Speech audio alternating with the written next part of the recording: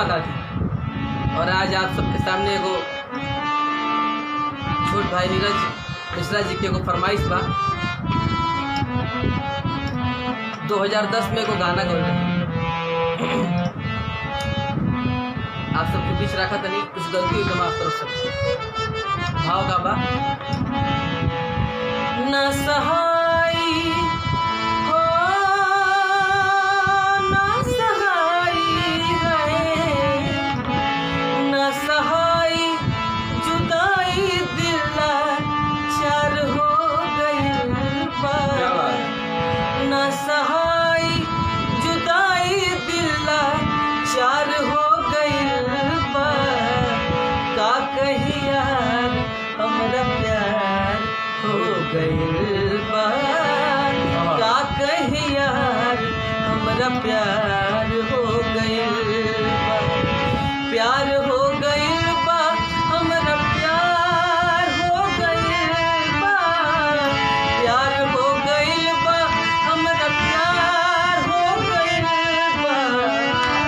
का कही यार हमरा प्यार हो गइल बा। प्यार प्यार प्यार हमरा प्यार हो गइल। वाह क्या बात।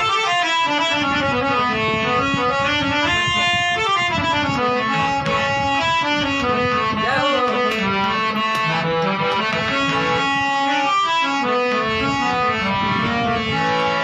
मन माने ओ मन माने हाँ, मन माने न कबहू मिलन के बिना। दिल तुरहे त मुश्किल हो जाई जीना। मन माने न कबहू मिलन के बिना। दिल तुरहे त मुश्किल हो जाई जीना। का बताई ओ का बताई है, का बताई रोग बड़ी यार हो गइल बा। का बताई रोग बड़ी यार हो गइल बा। का कही यार हमरा प्यार हो गइल बा। प्यार प्यार प्यार हमरा प्यार हो गइल। प्यार किया बदनाम हो गए, चर्चे हमारे सरेआम हो गए। और जालिम ने दिल उस वक्त तोड़ा जब हम उसके प्यार के गुलाम हो गए। जय हिंद, जय भारत, जय हो भोजप्रिय समाज।